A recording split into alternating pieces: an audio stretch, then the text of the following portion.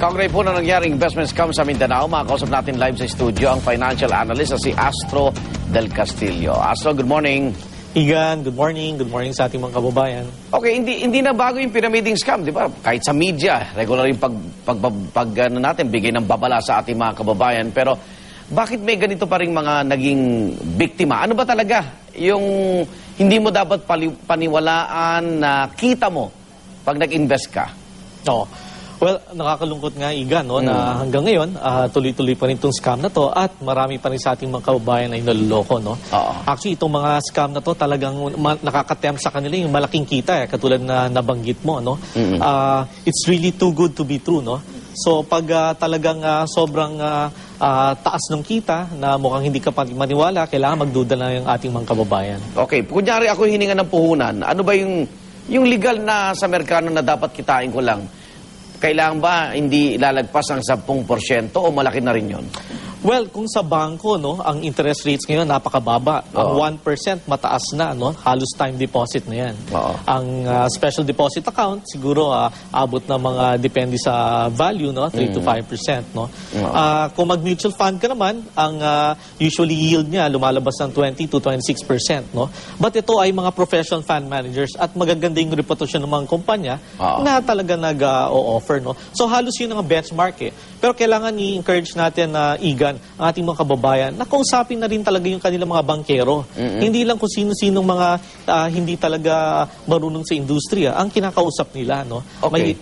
Yung ordinaryo mamamayan, pag sinabing double your money, hindi ba agad dapat paniwalaan yun, Astro? Yes, mukhang imposible, no? Lalo at this point in time, no? Mababang interest, no? Talagang mukhang mahirap mangyari yan, no? So kahit and tandaan natin, Iga, no, sa batas, no, bawal mag-guarantee ang isang financial institution ng investment, mag-guarantee ng return, no. So pag nag-guarantee sila, medyo isang red flag na yan para sa ating mga kababayan. Bukod sa malaking pangako ng kita, ano pa ba yung pwedeng tignan ng ating mga kababayan para masabing, uy, mukhang pyramiding ito, Oo.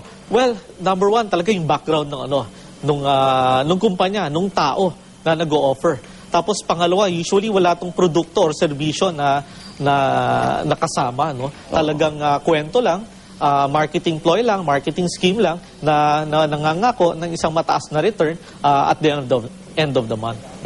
Pero doon sa mga biktima ngayon na nanonood, talagang kasi iba nagiging di ba? Nagiging marahas yung reaction nila. Tama. Sinasaktan na rin at napapatay nga ibang ahente, pero wala na ba talagang pag-asa mabawi pa kahit yung kapital man lang nila? Kasi nangako yung yung investor, di ba? Ibabalik kahit kapital lang eh. Tama po 'yun, no. Yung huling karanasan natin o kaso doon sa isang ganito ring scheme, no, yung legacy, I think more or less medyo nahahabol 'yon, no.